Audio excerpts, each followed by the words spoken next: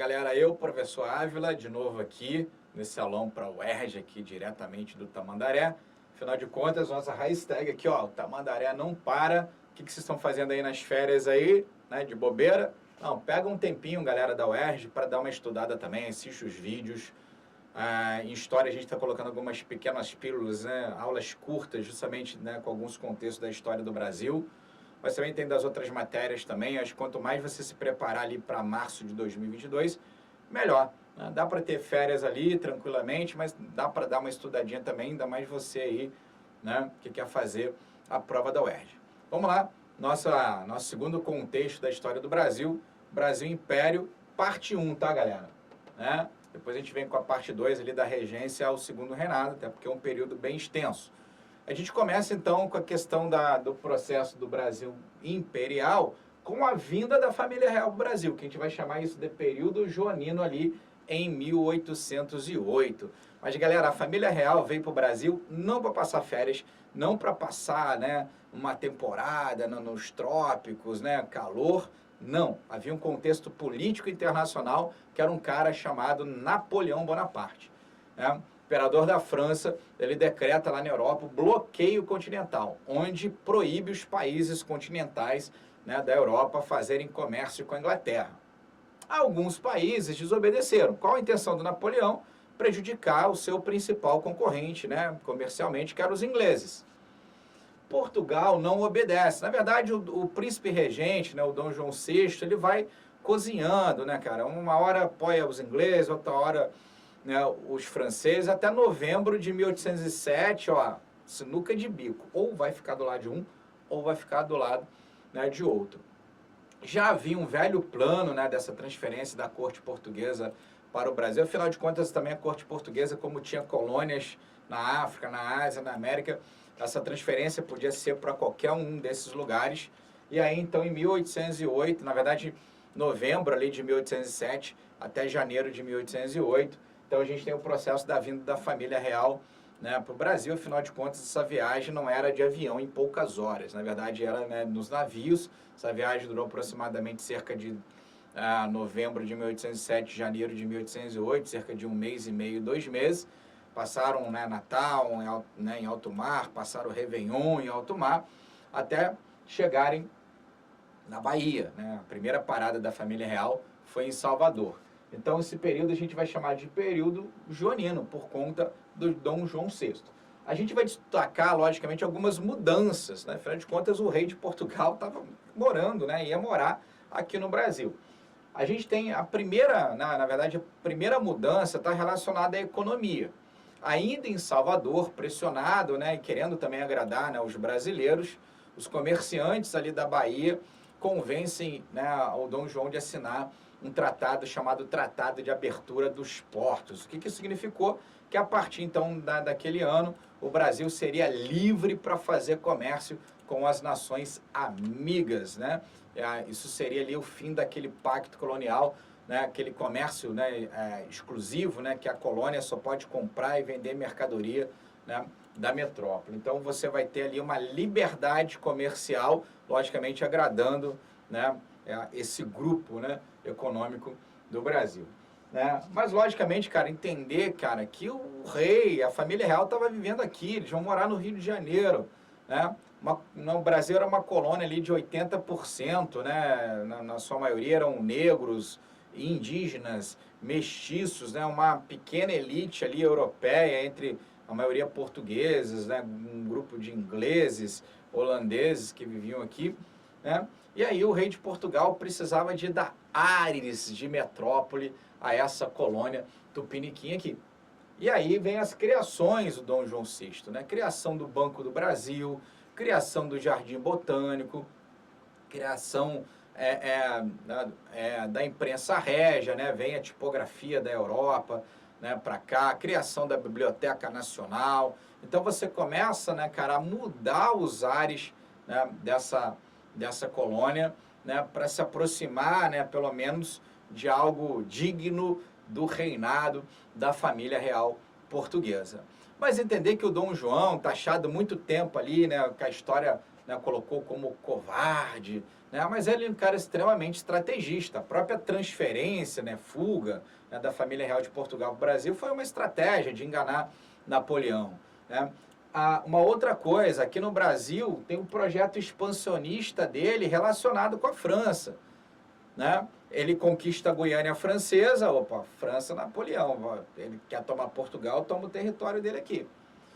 A Cisplatina, que naquele momento da América Espanhola, mas quem estava no trono espanhol era o José Bonaparte, o irmão mais novo do Napoleão, que o rei da Espanha também desobedeceu Napoleão. Só que a Espanha foi invadida, o rei espanhol foi deposto, Napoleão colocou o irmão mais novo dele lá, o José Bonaparte, no trono. Então, naquele momento, a região da Cisplatina, apesar da América Espanhola, mas quem estava administrando a Espanha era um francês.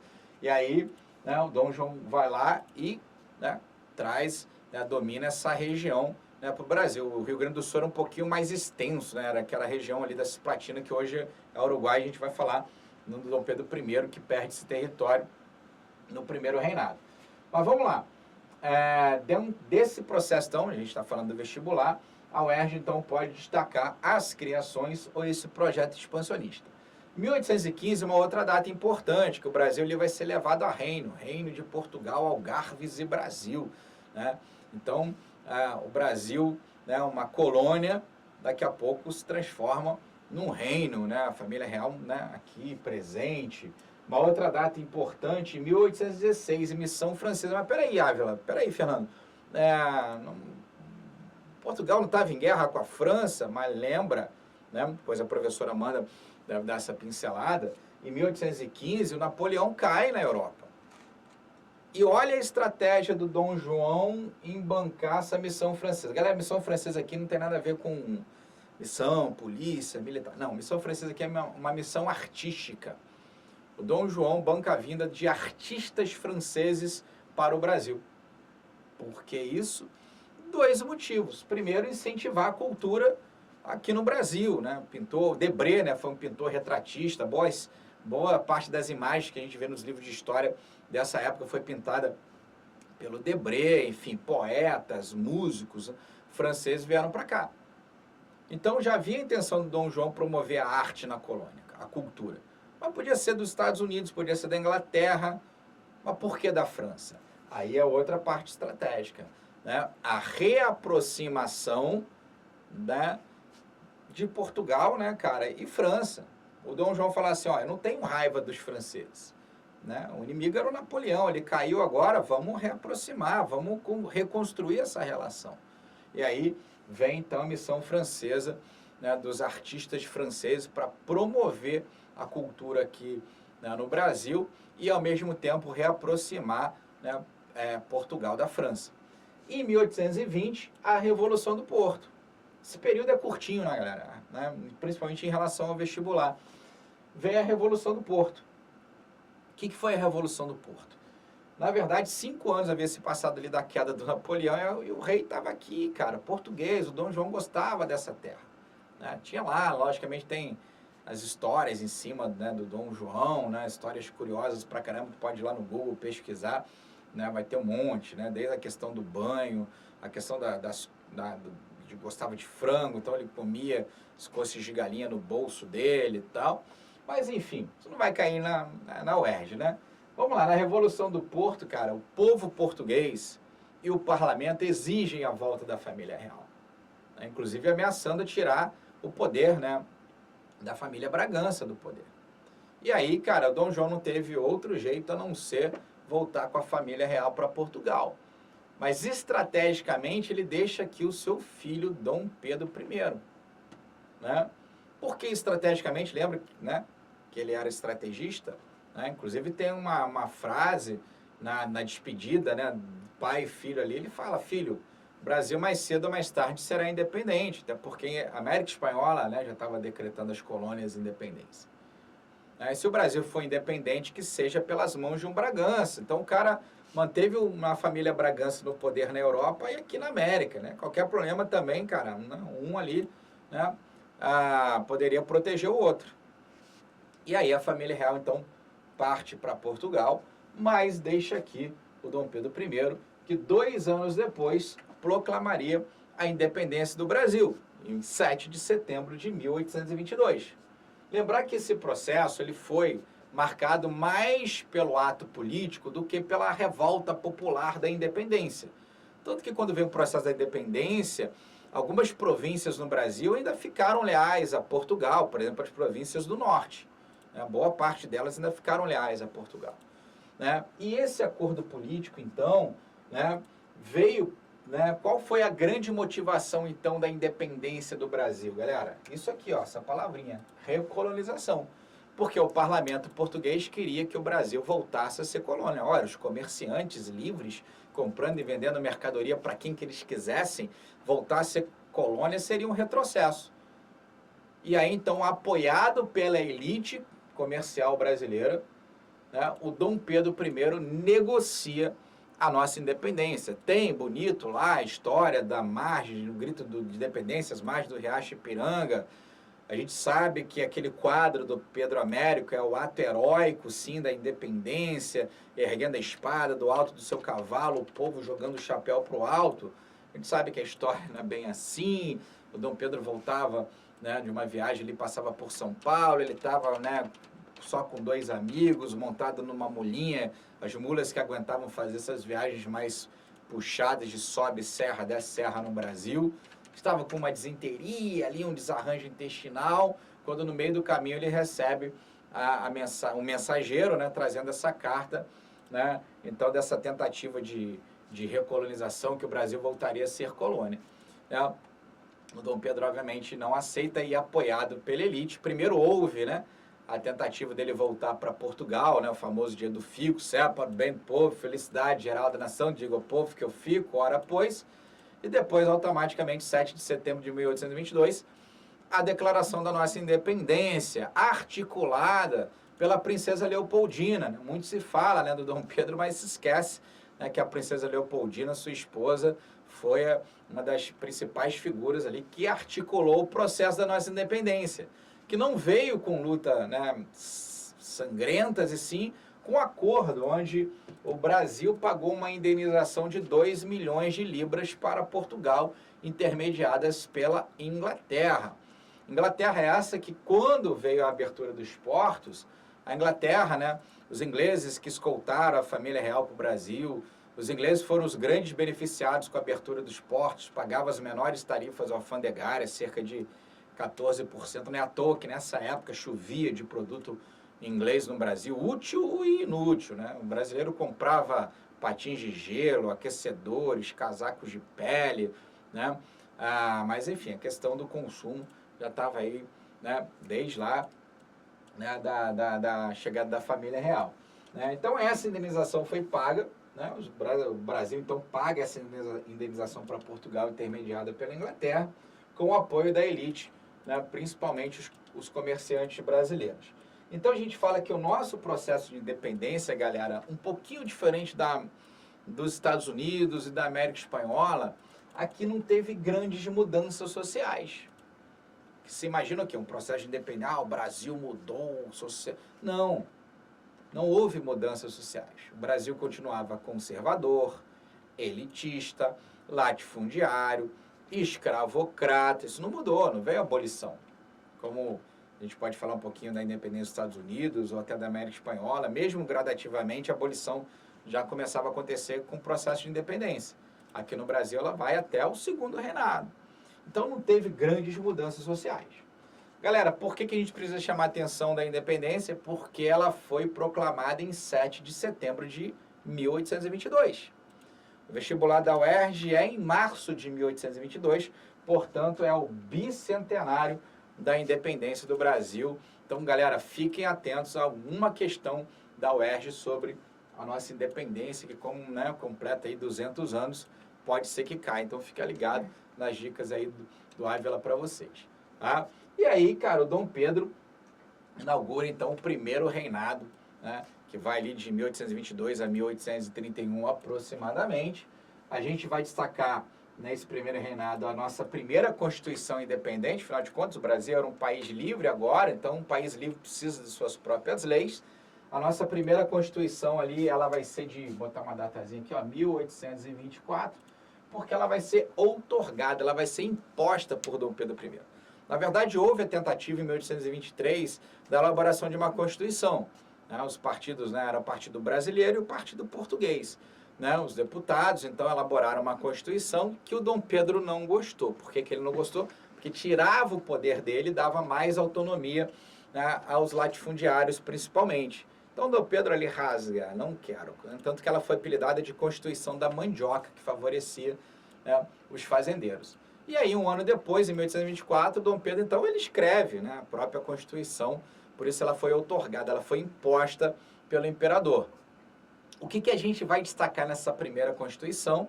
Né? Havia o sistema de padroado, a Igreja Católica passa a ser a religião oficial do Brasil, o sistema de padroado que eu falei, havia o Senado vitalício, né, o cargo de senador vitalício, o senador era eleito, ele ficava até a morte dele, o voto era censitário, só ricos podiam votar, né, no Brasil se fazia aquele censo, então tinha um limite ali de um ganho para cima que você podia votar, homens, né, acima de 21 anos, né, mas a gente vai destacar o poder moderador.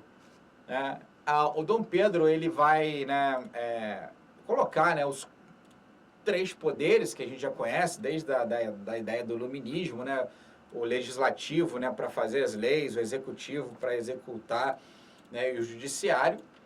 Só que ele cria um 4º poder, ele cria o poder moderador. O poder moderador, ele estava acima dos outros 3. Então, imagina o poder moderador aqui e abaixo estava o executivo, o legislativo e judiciário. O que era o poder moderador? Galera, era um poder absoluto disfarçado. Era para falar, não, o Brasil tem os 3 poderes, mas tem um moderador.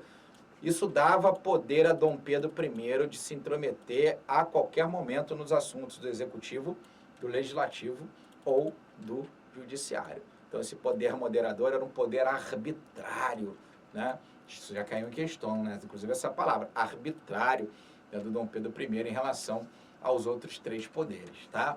Mas, galera, esses 9 anos, né, o Dom Pedro enfrentou sucessivas crises, né? 9 anos para um imperador, cara, é pouco tempo. O cara tinha poder vitalício. O cara podia governar o próprio filho, né? O Dom Pedro II, ele fica quase 50 anos no poder. O Dom Pedro I fica 9 anos. Mas por conta dessas sucessivas crises, né? Primeiro, na época do Dom Pedro não tinha um produto forte agroexportador, não soube investir, né? O Brasil meio que ficou estagnado nessa questão, né, da exportação, então a economia teve um prejuízo. Então, sem um produto agroexportador forte, isso prejudicou o governo do Dom Pedro I. Outra, a perda da Cisplatina. Na verdade, aquela região ali era disputada por argentinos e brasileiros. No final da Guerra da Cisplatina, quem morava ali, né, decretou independência, formando a República do Uruguai. E aí, perda de território. Galera, naquela época, os reinos que tinham muito territórios eram os reinos ricos. Quando você perde território, você perde uma área agrícola, por exemplo, né? uma área de minério, enfim, não importa. Era território, né? Perdeu o território que o pai tinha conquistado, o Dom Pedro vai e perde. Outra, enfrentou uma revolta, a Confederação do Equador. A Confederação do Equador, na verdade, para a gente não falar que o Dom João aqui não enfrentou nenhuma revolta, em 1817 teve a Revolução Pernambucana. As províncias do Nordeste já insatisfeitas com a administração, né, do primeiro do Dom João e depois automaticamente do Dom Pedro I. Né? Ambas foram combatidas com muita violência. Né? Então a Confederação do Equador, né, liderados ali pela província de Pernambuco, eles queriam o fim do poder moderador. Era um movimento separatista, queriam separar, né, do Brasil, formar até uma república. O movimento acabou enfraquecendo, né, por questões políticas, né, que os rebeldes acabavam não se entendendo, principalmente em relação à abolição da escravidão, porque uns eram a favor, outros eram contra. Peraí, uma república com escravo e tal. O movimento enfraqueceu. O Dom Pedro, então, vai lá e consegue, né, vencer os rebeldes da Confederação do Equador. Gastou uma grana, diga-se de passagem, né, para conter esses rebeldes. Né? A gente vai ter o assassinato do Líbero Badaró, cara, crime político. Né? O Líbero Badaró, ele era um jornalista que fazia oposição né, ao Dom Pedro I, acabou sendo assassinado, né? Dom Pedro I chegou a ser até acusado de ser o mandante ou alguém próximo a Dom Pedro. Enfim, isso começa a desgastar a própria imagem de Dom Pedro. Até a chamada Noite das Garrafadas, onde Dom Pedro vai até Minas Gerais tentar buscar apoio político. Ele volta insatisfeito, muito, né, deprimido de não, né, conseguir ali muito apoio. O Partido Português era o partido que apoiava Dom Pedro. Galera, macete para a UERJ aí. Partido Português, P de Português, P de Pedro. Era o partido que apoiava, que era o partido dos comerciantes. O Partido Brasileiro era o partido dos latifundiários, né, que era contra Dom Pedro I. Né? E aí, cara, o Partido Português quis fazer uma festa, né, para animar um pouquinho Dom Pedro I ali nas ruas do centro do Rio de Janeiro. A galera do Partido, né, Brasileiro ficou sabendo, foi lá, virou uma briga generalizada, voou garrafa para tudo quanto é lado, né, e esse episódio então entrou para a história do Brasil como Noite das Garrafadas. Isso afunda o Dom Pedro I ainda mais, cara, numa tristeza, numa depressão de não conseguir ali, cara, alinhar de novo o Brasil. E aí que acontece paralelamente isso lá em Portugal, o Dom João morre, né? Quem é herdeiro, o filho mais velho, né? Que era o Dom Pedro I, né? E aí o trono passa para a filha do Dom Pedro, a Dona Maria, que ela vai se casar com o tio, Dom Miguel, que era o irmão mais novo do Dom Pedro. E o Dom Miguel acaba dando um golpe na própria esposa, sobrinha, enfim, toma o trono e aí casa, né?